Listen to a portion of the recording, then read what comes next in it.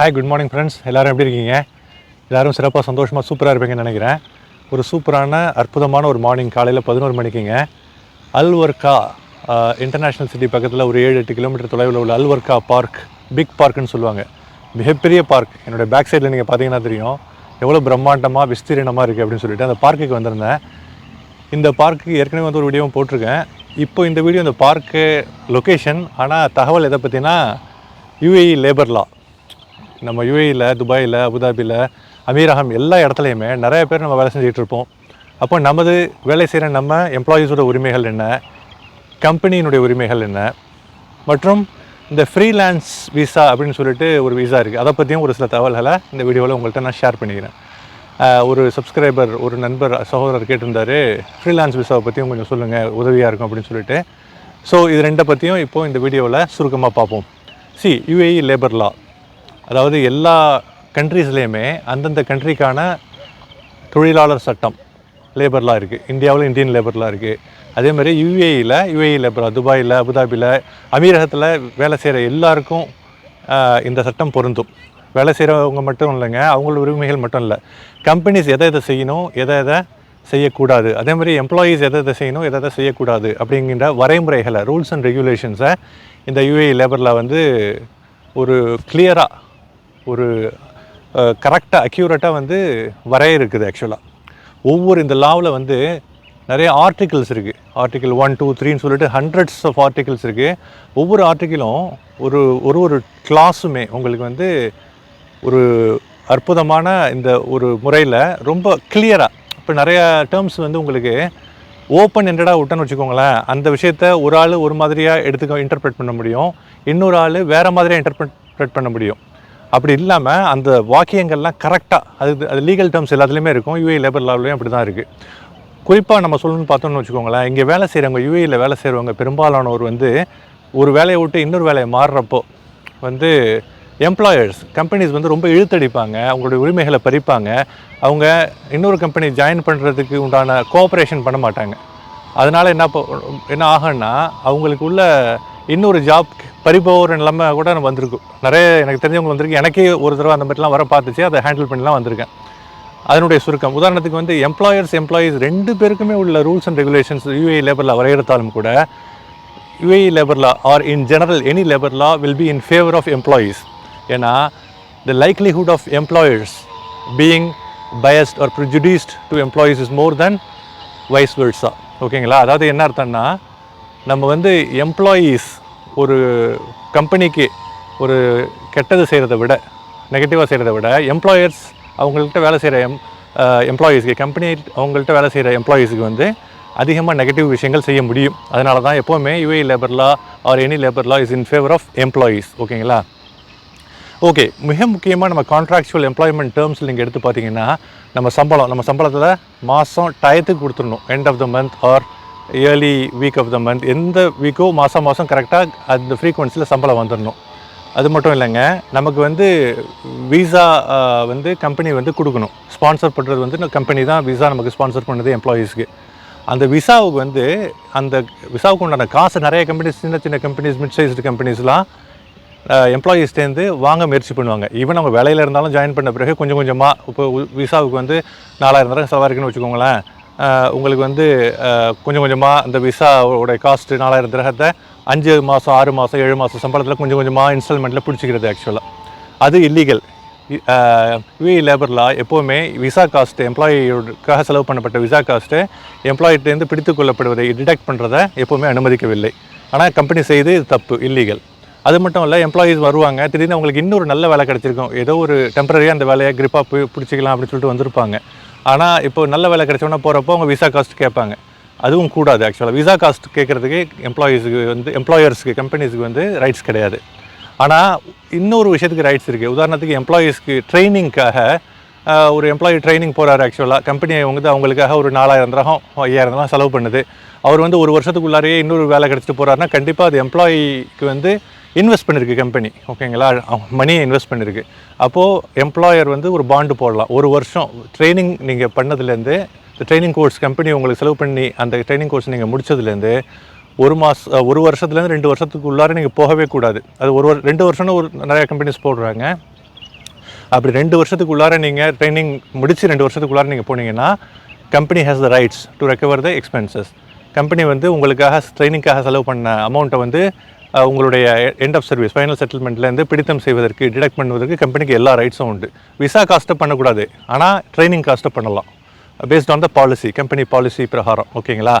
அது மட்டும் இல்லைங்க, கம்பெனிக்கு இப்போ ஒவ்வொரு மினிமம் யூஏ லேபர்லாம் நோட்டீஸ் பீரியட், ஒரு எம்ப்ளாயி வந்து இன்னொரு வேலைக்கு போகிறாரு, ரிசைன் பண்ணுறாரு, இல்லை கம்பெனி ஒரு எம்ப்ளாயியை வந்து போக சொல்லுது, டெர்மினேட் பண்ணுது என்ன காரணத்தினாலோ, இப்போ நோட்டீஸ் பீரியட் வந்து 1 மாதம் மினிமமாக, குறைந்தபட்சம் 1 மாதத்துலேருந்து அதிகபட்சம் 90 நாள் வரைக்கும். ஏன்னா இப்போ பொசிஷனுடைய காம்ப்ளெக்சிட்டி அதிகமாக நமக்கு என்ன ஆகும்னா ஆக்சுவலியாக இந்த நோட்டீஸ் பீரியட் அதிகமாகும். ஏன்னா ஒரு கம்பெனி வந்து நீ போகலாம் அல்லது எம்ப்ளாயி நான் போகிறேன் அப்படின்னு சொன்ன பிறகு அவர் வேலை செய்கிற அந்த விஷயத்தை இன்னொரு ஆளுக்கு கொடுக்கணும். அதுக்கு தான் அந்த 1 மாதத்துலேருந்து 3 மாதம் உண்டான நோட்டீஸ் பீரியட். அவருக்கு பதிலாக இன்னொரு ஆள் ஹையர் பண்ணணும். அவர் வந்த பிறகு அவருக்கு ஒரு நோட்டீஸ் பீரியட் இருக்கும், அதை முடிச்சுட்டு அவர் இங்கே வந்த பிறகு அவருக்கு கற்றுக் கொடுக்கணும். இதுக்கெல்லாம் வந்து 1 மாதத்துலேருந்து 3 மாதம் ஆகும். ஸோ கான்ட்ராக்சுவலி மினிமம் 30 நாள்லேருந்து மேக்ஸிமம் 90 நாள் வரைக்கும் எல்லா கம்பெனிஸும் அவங்க எம்ப்ளாயீஸுக்கு வந்து நோட்டீஸ் பீரியட் வச்சுக்கலாம். அதை ஒவ்வொரு எம்ப்ளாயியும் மதிக்க வேண்டியது கடமை. ஒருவேளை 30 நாள் நோட்டீஸ் பீரியட் இருக்குது, ஆனால் வந்து எம்ப்ளாயி வந்து வேலை இம்மீடியட்டாக ஜாயின் பண்ண இன்னொரு வேலை அப்படின்னா மியூச்சுவல் அக்ரிமெண்ட், அவங்க good terms, friendly terms with company and employer and line manager, department manager, அப்போ அவங்கள்ட்ட அக்ரி பண்ணிவிட்டு ஷார்ட்டாக பண்ணால் பரவாயில்ல நான் ஹேண்ட் ஓவர் பண்ணிடுறேன் அப்படின்னு சொல்லிட்டு மியூச்சுவலி அக்ரீடு தன்னுடைய சேலரி வந்து ஓகே நான் 7 நாள் நோட்டீஸ் வேலை செய்கிறேன், மீதி 23 நாள் எனக்கு கம்பெனி சம்பளம் கொடுக்க வேணாம் அப்படின்னு அவர் அக்ரி பண்ணி கம்பெனி ஒத்துக்கிட்டா. ஆனால் company has the rights to tell the employee to work for the minimum notice period of 30 or 60 or 90 days. அப்படி சொல்லிட்டாங்கன்னா அதை மதிச்சே அவனை எம்ப்ளாயி ஆக்சுவலாக.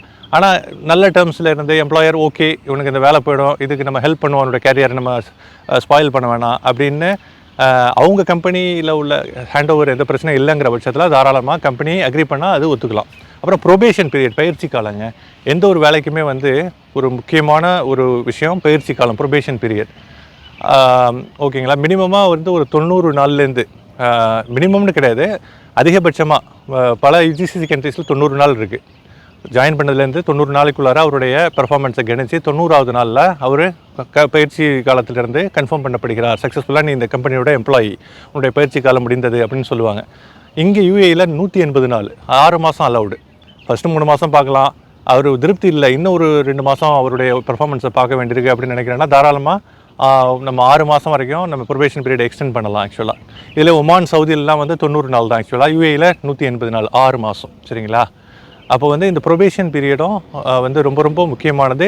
அந்த ப்ரொபேஷன் பீரியட்லேயே ஒரு ஆளுக்கு வேலை கிடச்சி போகிறா இருந்தால், இப்போ லேட்டஸ்ட் யூஏ லேபரில் அப்டேட் என்ன வந்திருக்குன்னா, இதே வந்து உங்களுக்கு கம்பெனி உங்களுக்கு கொடுக்குது ஆக்சுவலாக, கம்பெனி உங்களுக்கு டெர்மினேட் பண்ணுது, உங்கள் பெர்ஃபார்மன்ஸ் சரியில்லை, 3 மாதத்துக்குள்ளாரே 6 மாதத்துக்குள்ளாரே உங்க போக சொல்லுதுன்னா 1 மாதம் நோட்டீஸ் கொடுக்கணும். ஏற்கனவே அப்படி கிடையாது, ப்ரொபேஷன் பீரியட்லேயே உடனே நம்ம போயிடலாம் ஆக்சுவலாக. இப்போ அப்படி கிடையாது, கம்பெனி கொடுக்குறா இருந்தால் 1 மாதம் நோட்டீஸு. இதுவே எம்ப்ளாயி கொடுக்குறா இருந்தால் 1 மாதம் நோட்டீஸு, நான் ரிசைன் பண்ணிவிட்டு போகிறேன் அப்படின்னா. கம்பெனி கொடுக்குறா இருந்தால் 14 days நோட்டீஸ் ஆக்சுவலாக. ஓகேங்களா? 14 நாளைக்கு முந்தைய எம்ப்ளாயிக்கு நம்ம சொல்லியிருக்கணும் ஆக்சுவலாக. ஓகேங்களா? அந்த 14 நாள் நோட்டீஸ் பீரியட் சேலரியும் கொடுக்கணும் ப்ரொபேஷனில். சரியா? இது ப்ரொபேஷன் பீரியட் உங்களுக்கு. அது மட்டும் இல்லைங்க, இதில் வந்து கிராட்டிவிட்டி, எண்ட் ஆஃப் சர்வீஸ் கிராட்டிவிட்டின்னு சொல்லிட்டு ஒரு வேலை முடிஞ்ச பிறகு உங்களுக்கு வந்து வருஷம் ஒரு மினிமம் 1 year, 1 வருஷத்துக்கு கம்மியாக வேலை செஞ்சால் ஃபைனல் செட்டில்மெண்ட் கிடையாது, கிராட்டிவிட்டின்னு சொல்லுவாங்க. அது வந்து சிவியரன்ஸ் பேனும் சொல்லுவாங்க ஆக்சுவலாக. 1 வருஷத்துலேருந்து 5 வருஷம் வரைக்கும் வேலை செய்கிறவங்களுக்கு வந்து 21 நாள் பேசிக் சேலரி ஒவ்வொரு வருஷத்துக்கும். அதுக்கப்புறம் 5 வருஷத்துக்கு மேலே வேலை செய்கிறவங்களுக்கு 30 நாள், 1 மாதம் பேசிக் சேலரி. பை த வே உங்கள் சேலரி மேபி 5000 திரஹமாக இருக்கலாம், ஆனால் அதில் பேசிக் சேலரி 2000 இல்லை 3000 திரஹமாக இருக்கிறதுக்கு வாய்ப்பு இருக்குது. எவ்வளோ இருக்கோ அந்த பேசிக் சேலரி தான் கேல்குலேஷன் எண்ட் ஆஃப் சர்வீஸ். ஓகேங்களா? அப்புறம் நீங்கள் வந்து வேலையை முடிச்சுட்டு நீங்கள் கம்பெனியை விட்டு போகிறீங்க, உங்களுக்கு லீவ் பேலன்ஸ் பாக்கி இருக்குது, 30 நாள் லீவ் இருக்காது, நீங்கள் போகலன்னா அந்த லீவ் பேலன்ஸுக்கு உண்டான காசையும் முழு சேலரியை பேஸ் பண்ணி கம்பெனி கண்டிப்பாக கொடுத்தே ஆகணும். அதுவும் லேபர் லா பிரகாரம் நம்ம கம்பெனி ஃபாலோ பண்ணணும். சரிங்களா? இது ஒரு சில கம்பெனிஸ் வந்து நான் ஆல்ரெடி சொன்ன மாதிரி இவன் வந்து வேணுக்குன்னே இவனுக்கு நல்ல வேலை கிடச்சிருக்கேன் நம்ம விட்டு போகிறான், நல்ல அதாவது இந்த மார்க்கெட்டில் நம்ம எதுக்கு இருக்கங்க, பணம் சம்பாதிக்கிறதுக்கு, நல்ல கரியர், நல்ல ஒரு கம்பெனியை விட ஒரு கம்பெனி நல்லா இருந்தால் கண்டிப்பாக போக தான் செய்வாங்க. கம்பெனிக்கும் ரைட்ஸ் இருக்குது, நம்ம கம்பெனியை விட்டு இந்த ஆள் சரியாக இல்லை வேலை செய்ய வேணாம், இப்போது பெர்ஃபார்மன்ஸ் எனக்கு பிடிக்கல. அதேமாதிரி எம்ப்ளாயிக்கும் எனக்கு வந்து இன்னொரு நல்ல வேலை கிடச்சிருக்கு, இந்த சம்பளம் டபுள் ட்ரிபிள் மடங்கு அதிகம், எனக்கு வந்து இதை விட ஒர்க்கிங் ஹவர்ஸ் வந்து பெட்டர், ஆக்சுவலாக டேர்ம்ஸ் பெட்டர்னால் கண்டிப்பாக போகிறதுக்கு உரிமைகள் இருக்குது. ஆனால் ஒரு சில எம்ப்ளாயர்ஸ் வந்து ரொம்ப கன்சர்வேட்டிவ் அப்ரோச், ஒரு நல்ல ஆட்டிடியூட் இல்லாமல் விசாவை கேன்சல் பண்ணாமல் இழுத்தடிப்பாங்க. அதனால் அடுத்த கம்பெனி வந்து புஷ் பண்ணுவாங்க இவங்களுக்கு. ஏன் வந்து ஜாயின் பண்ணுறேன்னு சொன்னேன், ஒரு மாதம் முடிஞ்சிச்சு உன் நோட்டீஸ் பீரியட், ஏன் இன்னும் வரல அப்படின்னு கேட்பாங்க. அப்போது வந்து நம்ம இந்த வேலையை புது வேலையை இழக்கிறதுக்கு வாய்ப்பு இருக்குது. அப்போ நம்ம என்ன பண்ணணும்னா, இங்கே வந்து மொஹரே, MOHRE, மொஹரேன்னு கலோக்கியலாக சொல்லுவாங்க, ministry of human resources and Emiratisation. அதுக்கு வந்து டோல் ஃப்ரீ நம்பர் இருக்குது ஆக்சுவலாக, சரிங்களா? டோல் ஃப்ரீ நம்பர் அதை நான் கொடுக்குறேன், டிஸ்கிரிப்ஷனில் கொடுக்குறேன். 2 நம்பர் இருக்குது. ஒரு நம்பர் வாட்ஸ்அப் மூலமாகவே நீங்கள் தொடர்பு கொள்ளலாம், இன்னொன்று டைரெக்டாக மினிஸ்ட்ரி ஆஃப் லேபருக்கு டைரெக்டாக உள்ள டோல் ஃப்ரீ கால் நம்பர். அவங்களுக்கு அடித்து நீங்கள் சொன்னீங்கன்னா, முந்திலாம் ரொம்ப ஒரு ஒரு அன்சர்டன் சுச்சுவேஷன் அது என்னென்னா, மினிஸ்ட்ரி ஆஃப் லேபரில் கோர்ட்டில் கேஸ் போட்டோன்னா அந்த கோர்ட்டு கேஸ் முடிகிறதுக்கு பல மாதங்கள் ஆகும். அப்போ அந்த கேஸ் இழுத்துக்கிட்டு இருக்கிற வரைக்கும் அதர் வேலை அந்த இன்னொரு எம்ப்ளாயர் இருக்க மாட்டாங்க. உன்னை நம்பி உன்னை எடுத்தேன், நீ வந்து கோர்ட்டு கேஸுன்னு போகிற, நீ வேணான்னு சொல்லிட்டு இன்னொரு ஆளை கண்டிப்பாக எடுத்துருவாங்க.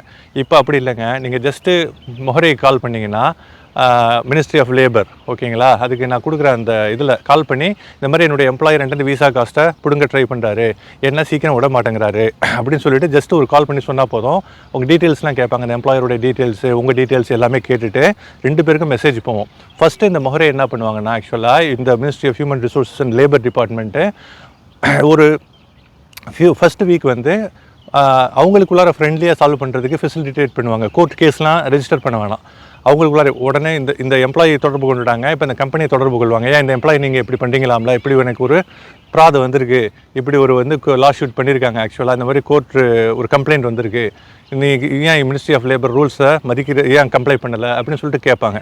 அப்போ திடீர்னு அவங்களுக்கு பகீர்னு இருக்கும், ஆஹா எம்ப்ளாயி வந்து ரொம்ப கேர்ஃபுல்லாக காஷியஸாக இருக்காங்க. அதனால தான் UAE லேபர்லாம் ரொம்ப எப்போவுமே நம்ம அப் டு டேட்டாக தெரிஞ்சு வச்சுக்கிறது நல்லது, நம்மளுடைய உரிமைகளை நாம் பெறுவதற்கு. ஓகேங்களா, யாருக்கும் கெடுதல் பண்ணுறதுக்கு இல்லை, நம்ம உரிமைகளை நாம் பெறுவதற்கு. அப்போ என்னென்னா, இப்போ அது கேட்ட உடனே அவங்க என்ன பண்ணுவாங்கன்னா, விசா இப்போ இந்த மாதிரி எனக்கு சமீபத்தில் ஒரு விஷயம் வந்துச்சு. நம்ம கம்பெனிக்கு ஜாயின் பண்ணுற ஒருத்தவங்கள ஹாரஸ் பண்ணுறாங்க அந்த கேண்டிடேட்டோட ப்ரீவியஸ் எம்ப்ளாயர். அப்போ விசா காஸ்ட்டுங்கிறப்போ இந்த மாதிரி நான் அவங்க அட்வைஸ் பண்ண அவங்க கால் பண்ண உடனே விசா காஸ்ட்னோடனே அந்த விசா காஸ்ட்டை விட்டுட்டாங்க. விசா காஸ்ட்டு டிடெக்ட் பண்ணுற பிளானில் இருந்தவங்க அந்த விசா காஸ்ட்டு டிடெக்ட் பண்ணலை, ட்ரைனிங் காஸ்ட்டு மட்டும் டிடெக்ட் பண்ணாங்க. ஓகேங்களா, அப்போ என்ன பண்ணுவாங்க, இமீடியட்லி அந்த கோர்ட்டு கேஸு போலன்னா கூட அந்த கால் நம்ம கம்பெனிக்கு வந்ததுன்னா எல்லா கம்பெனிஸும் ரொம்ப கேர்ஃபுல்லாக இருப்பாங்க. ஏன்னா once ministry of labour and ministry of human resources and Emiratisation கம்பெனியை கண்டுபிடிச்சி அவங்க UAE லேபர் லாவை வந்து ஃபாலோ பண்ணலன்னு தெரிய வந்துச்சுன்னா ஃபைனு ரொம்ப ஹெஃப்டியாக இருக்குங்க. கம்பெனிக்கு பெரிய பிளாக் பாயிண்ட்ஸ் இருக்கும், கம்பெனி இழுத்து மூடுற அளவு கூட ரொம்ப ஹெவியாக இருக்கும். அதனால் ரொம்ப கேர்ஃபுல்லாக டீல் பண்ணுவாங்க. UAE லேபர் லா வயலேஷன் சம்மந்தமாக நிறைய கண்டும் காணாமல் பேக் டோரில் ஆஃப் த ரெக்கார்ட்ஸ்லாம் நிறைய நடந்துகிட்டு இருக்கு. ஆனால் ஒன்ஸ் எம்ப்ளாயீஸ் கொஞ்சம் விழிப்புணர்வோடு இருந்து இந்த நம்பருக்கு நான் சொல்கிற மாதிரி கால் பண்ணி, கோர்ட்டு கேஸு கிடையாது, கேஸுனா தான் நீங்கள் பயப்படணும். இது ஆரம்ப நிலையிலேயே அவங்க வந்து அதை சுமூகமாக தீர்த்து வச்சுருவாங்க. நான் இந்த உதாரணம் தான் நான் ஏற்கனவே சமீபத்தில் ஜாயின் பண்ணேன், நம்ம கம்பெனிக்கு ஜாயின் பண்ண ஒரு எம்ப்ளாயிக்கு இந்த மாதிரி சுமூகமாக தீர்த்து வைக்கப்பட்டது. கொஞ்சம் டைம் எடுத்தது, எக்ஸ்ட்ரா ஒரு 1 to 2 weeks. அது இழுக்காது உங்களுக்கு, சரிங்களா? இது உங்களுடைய பார்வைக்காக உங்களுக்கு இது வந்து மேபி உங்களுக்கோ உங்களுடைய நண்பர்களுக்கோ பயன்படலாம், ஷேர் பண்ணுங்கள். இது மட்டும் இல்லைங்க, ஓவர் டைம் வந்து UAE லேபர் லா பிரகாரம் ஓவர் டைம் வந்து நார்மல் டயத்தில் நீங்கள் ஓவர் டைம் பண்ணால் 100% விட 25% 1.25 பேசிஸில் ஹவர்லி ரேட்டுக்கு கால்குலேட் பண்ணுவாங்க. இதே நீங்கள் பப்ளிக் ஹாலிடேஸில் வீக்கெண்டில் ஓவர் டைம் பண்ணிங்கன்னா 1.5 100% நீங்கள் உங்கள் ஹவர்லி ரேட்டு 10 திரஹமாக இருக்கும். ஆனால் நீங்கள் வந்து பப்ளிக் ஹாலிடேயில் நீங்கள் பண்ணிங்கன்னா 15 திரஹம் உங்களுக்கு ஒரு ஹவர்லி ரேட் கிடைக்கும். உதாரணத்துக்கு சொல்கிறேன். ஏன்னா வீக்கெண்டில் நீங்கள் வந்து உங்களை வருத்திக்கிட்டு வர்றீங்க, எக்ஸ்ட்ரா காசு ஓவர் டைமே வருத்திக்கிட்டு வரும். அதனால தான் எக்ஸ்ட்ரா 25% உங்களுக்கு நார்மலை விட கிடைக்கிது. இந்த ஓவர் டைம் யார் கொடுக்கலையோ அவங்க வந்து தாராளமாக UAE லேபரில் நான் சொல்ல மாதிரி கால் பண்ணி, ஜஸ்ட்டு கோர்ட்டு கேஸ்லாம் வேணாம், கால் பண்ணி சொன்னாலே போதும் ஆக்சுவலாக, சரிங்களா? அதனால் இதெல்லாம் உங்கள் உரிமைகளை நம்ம பெறுவதற்கு மிக சிறந்த வழி. இது பேசிக்கான லேபர் லா பிரகாரம் நான் உங்களுக்கு சொல்லிட்டேங்க. ஆக்சுவலாக லீவு மினிமமாக ஒரு வருஷத்துக்கு வந்து 30 நாள் லீவ் இருக்குங்க ஆக்சுவலாக, ஓகேங்களா? இந்த 30 நாள் லீவ் வந்து வருஷத்துக்கு எவ்ரி 1 இயர் வந்து 30 நாள் அக்ரூவ் ஆகும் உங்களுக்கு. லீவு தான் UAE லேபர் லா பிரகாரம் உங்களுக்கு வந்து மேண்டேட்டரி ஆக்சுவலாக, பட் டிக்கெட் கிடையாது. ஆக்சுவலாக UAE லேபர் லா பிரகாரம் உங்களுக்கு கட்டாயமாக கொடுக்க வேண்டியது ஆனுவல் லீவ் 30 days. டிக்கெட் வந்து ஒன்லி ஜாயினிங் அண்ட் ரீபேட்ரியேஷன் டிக்கெட்ஸ் மட்டும்தான் வந்து கம்பெனி வந்து நம்ம கொடுக்கணும். ஜாயினிங் டிக்கெட் கண்டிப்பாக கொடுக்கணும். வேலையை முடிச்சுட்டு ரெசிக்னேஷன், இது கம்பெனி இனிஷியேட்டட் டெர்மினேஷனாக இருந்து கம்பெனி உங்களை ரிலீஸ் பண்ணிச்சுன்னா கம்பெனி கண்டிப்பாக உங்களுக்கு ரீபேட்ரியேஷன் டிக்கெட் உங்களுக்கு கொடுக்கணும் நீங்கள் உங்கள் நாட்டுக்கு போகிறதுக்கு. இதுவே நீங்கள் வாலண்டரி ரெசிக்னேஷன் நீங்கள் பண்ணிங்கன்னா கண்டிப்பாக நீங்கள் தான் வந்து உங்களுடைய ரீபேட்ரியேஷன் காஸ்ட்டை நீங்கள் ஏற்றுக்கணும் ஆக்சுவலாக.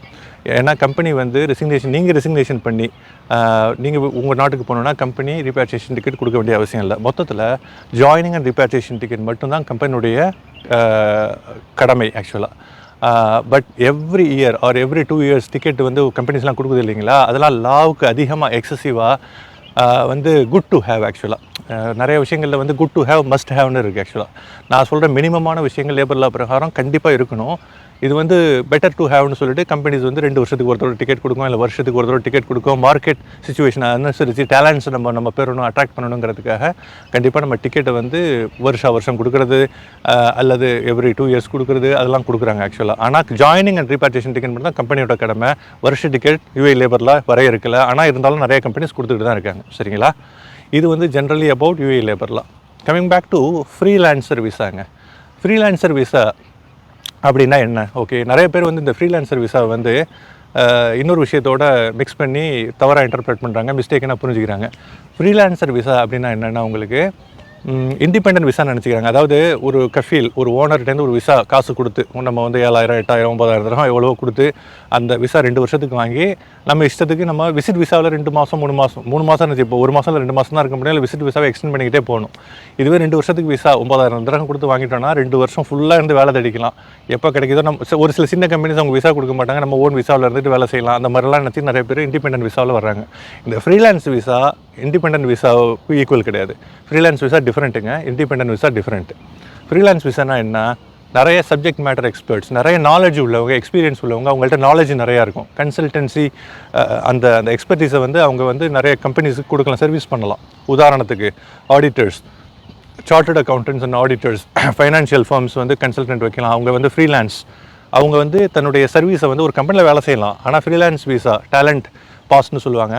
அது வந்து துபாயில் உள்ள ஒரு சில segments like for example Dubai media city, Dubai internet city, Dubai design district, இந்த மாதிரி உள்ள ஏரியாவில் டேலண்ட் பாஸ் நம்ம வாங்கணும்னா அந்த ஏரியாவில் மட்டும் எந்த நம்ம செக்மெண்டேஷனில் நம்ம வந்து ஃப்ரீலான்ஸ் விசா வாங்குகிறோமோ அந்த செக்மெண்டேஷனில் நம்ம சர்வீசஸை இன்னொரு கம்பெனிஸ்க்கு, ஒரு கம்பெனிஸ்க்கு இல்லைங்க பல கம்பெனிஸ்க்கு கூட கொடுக்க முடியும். ஃப்ரீலான்ஸில் அவர்லி ரேட்டு வச்சு நம்ம சார்ஜ் பண்ணலாம். இது நல்ல நாலேஜ் உள்ளவங்க, கன்சல்டன்சி பேஸில் ஒரு நல்ல நாலேஜ் உள்ளவங்க, எக்ஸ்பர்டீஸ் உள்ளவங்க, அவங்க தாராளமாக வந்து இதை வந்து இந்த ஃப்ரீலான்ஸ் விசாவை பயன்படுத்திக்கிட்டு அவங்க என்ன பண்ணலான்னா நிறைய ஏர்ன் பண்ணலாம். இது வந்து இப்போ ஸ்பவுஸ், இந்த ஒய்ஃப் இல்லை ஹஸ்பண்ட் விசாவில் இருக்கிறவங்க, அவங்க வந்து இந்த மாதிரி ஃப்ரீலான்ஸ் விசா அவங்களுக்கு நிறைய நாலேஜ் இருக்குது. உதாரணத்துக்கு ஹெச்ஆர் கன்சல்டன்சி நல்ல எக்ஸ்பீரியன்ஸ் இருக்குது. அது மட்டும் இல்லை ஐடி கன்சல்டன்சி, ஓகேங்களா, இல்லை ட்ரேடிங் கான்ட்ராக்டிங் நல்ல எக்ஸ்பீரியன்ஸ் இருக்குது. ஃப்ரீலான்ஸ் விசா ஓப்பன் பண்ணிக்கிட்டு இந்த டேலண்ட் பாஸ் அப்ளை பண்ணிவிட்டு அதுக்குள்ள விஷயங்கள்லாம் வந்து நீங்கள் ஜஸ்ட் கூகுள் பண்ணால் அது என்னென்ன இந்த விசாவுக்கு அப்ளை பண்ணணும். விசா அப்ளை பண்ணுறதுக்கு நார்மல் ப்ரொசீஜர்ஸ் இருக்குது. பட் இந்த விசா எதுக்காகன்னு மட்டும் சொல்லிடுறேன் ஆக்சுவலாக, ஓகேங்களா. இப்போ நீங்கள் இந்த ஸ்பெஷாலிட்டியை நீங்கள் இருக்கிறப்போ நீங்கள் ஆல்ரெடி ரெசிடெண்ட்டாக உள்ளவங்க, ஸ்போர்ட்ஸ் விசாவில் உள்ளவங்களும் இந்த ஃப்ரீலான்ஸ் விசாவுக்கு அப்ளை பண்ணலாம். ஆனால் இன்னொரு கம்பெனியில் நீங்கள் வேலை செஞ்சுக்கிட்டு இருந்தால் நீங்கள் ஃப்ரீலான்ஸ் விசா மூலமாக இன்னும் பல கம்பெனிகளுக்கு சர்வீஸ் பண்ணுறதுக்கு நீங்கள் இப்போ வேலை செஞ்சுட்டு இருக்கிற கம்பெனி என்ஓசி கொடுக்கணும், ஓகேங்களா, நோ அப்ஜெக்ஷன் சர்டிஃபிகேட் லெட்டர் கொடுக்கணும்.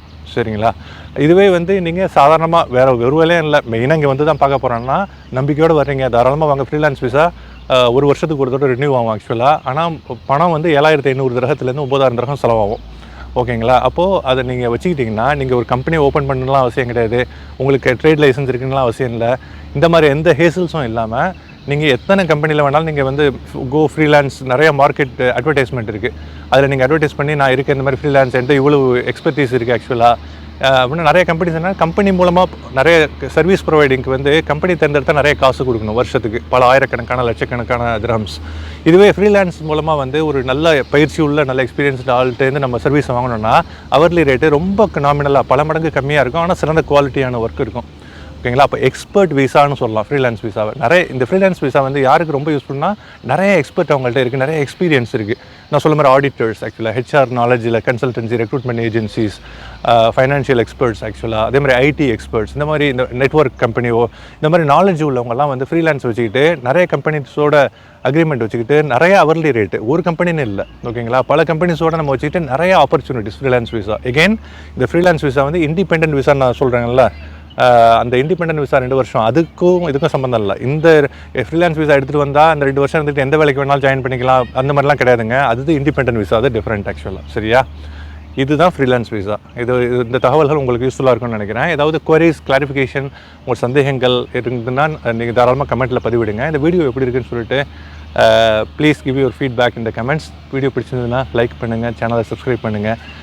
இன்னொரு நல்ல வீடியோ கண்டென்ட்டோட உங்கள் அனைவரையும் சந்திக்கும் வரை விடைபெறுவது Nurullah. Thank you guys, peace. Back side பாருங்கள், பார்க்கலாம் எப்படி இருக்குன்னு சொல்லிட்டு இருங்க, அப்படி திருப்பி காமிக்கிறேன் பிஃபோர் க்ளோசிங் த வீடியோ.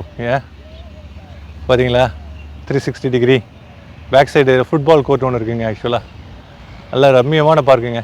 சரி, அதான் லொக்கேஷன் இங்கே வந்து எப்போவுமே நம்ம ரூமில் எடுக்கிறோம், இப்போ லொக்கேஷன் டிஃப்ரெண்ட்டாக இருக்கணுமேனு சொல்லி தான் இப்படி எடுத்தேன். Thank you guys, take care.